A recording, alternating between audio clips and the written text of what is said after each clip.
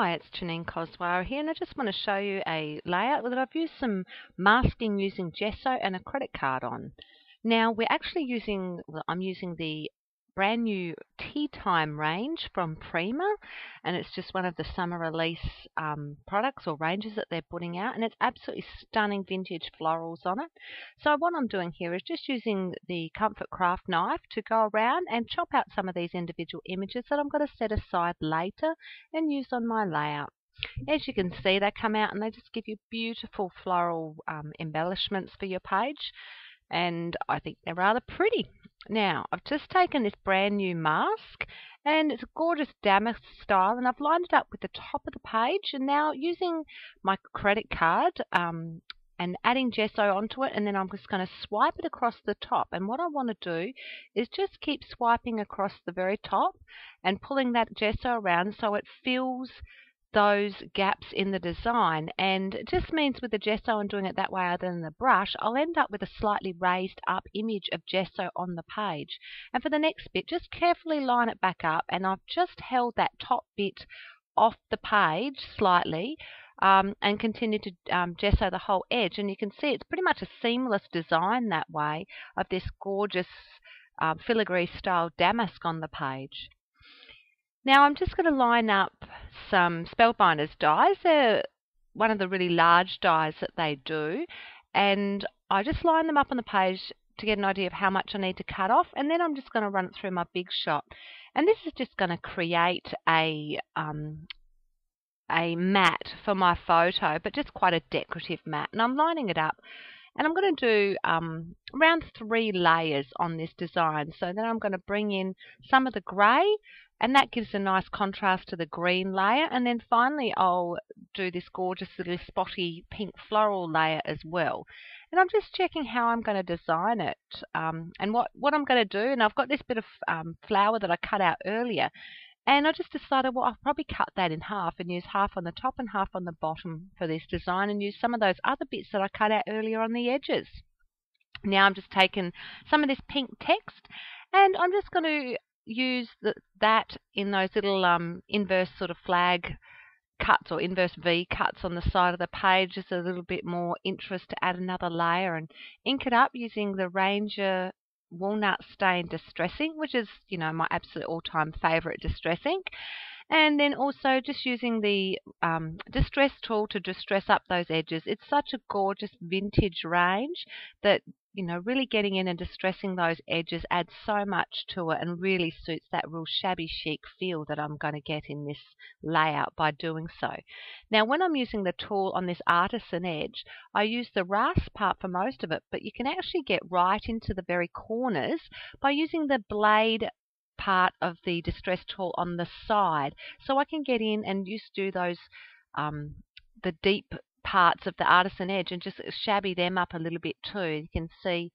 by using that side part. So all aspects of this rasp tool can be put to use, and they all have different purposes and stuff, and I do find that quite often I like to use both the coarse and the fine edge of the rasp, and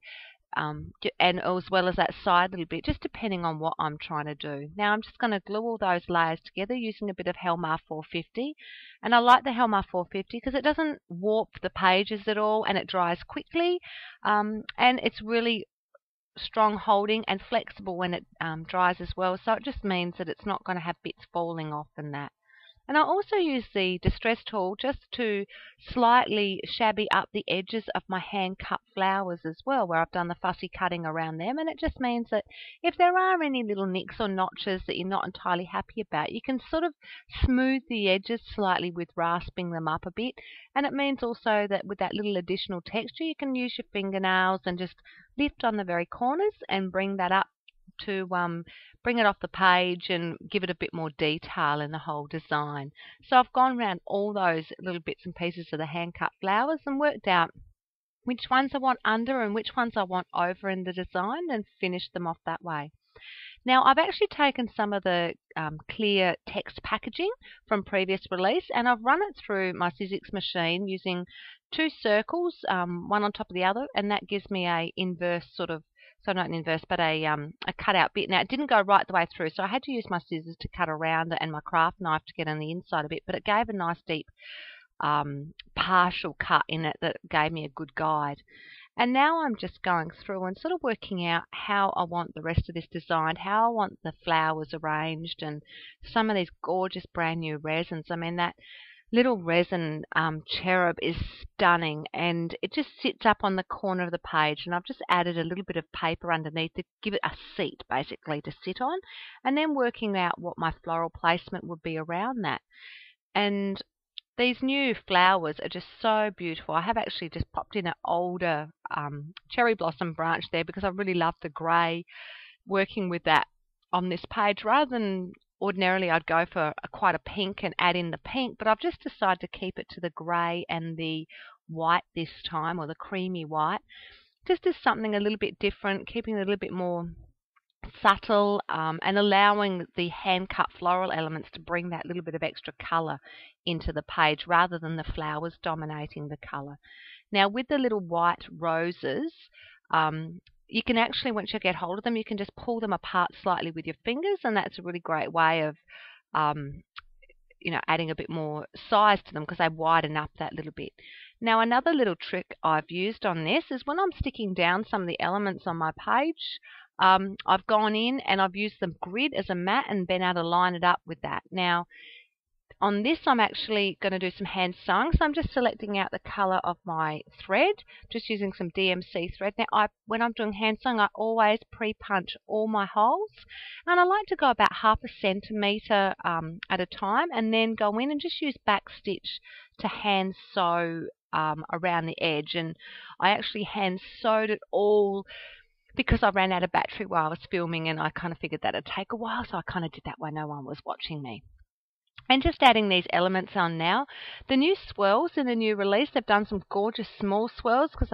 Prima realised that so often we were taking our large swirls and cutting them into pieces, and these are perfect smaller swirls that just are just the right size for popping in off your floral clusters, to add that little bit of swirl coming in and around it. And you can see I've added that to that top cluster just in the underneath layers before adding in my shabby chic resin cherub and then my floral elements down there. Now I'm using the packaging down the bottom as an open sort of circle, and I'm sitting another resin off the edge of that, and because that's going to be sitting up a bit higher because that photo mat was foam mounted up, I also put foam mount under all the areas of that resin that weren't sitting directly on a flat part of the page, because it's really important you put a lot of the foam mount tape under that when you're doing it so they don't break or crack if the layout gets bent and that, because they've got that support under them with all that foam mount tape. And I did the same with the head of the cherub at the top because that was sitting off the flat part of the photo mat, and I put a nice big thick piece of foam mount tape under that just so it's completely supported at the same level to help prevent against any breakage of those resins because of unevenness. And it just means that you can layer them up in those more layered designs. And again, just fussing around with my floral cluster and then adding a title. Now, I find I add extra adhesive to the back, even though they're self-adhesive letters. I do like to add a little bit, and on this I'm using a glue gloss that has like a lip gloss applicator end to it, which is really easy for sticking down your lettering, especially these small letters, and just adds a little bit more hold to them when you're doing it. Now, I actually printed off the word angels onto clear transparency off my printer, and I've just used the Helmar 450 to stick that down, and that creates another font as part of my title with that. And you can see from these shots gives a beautiful image.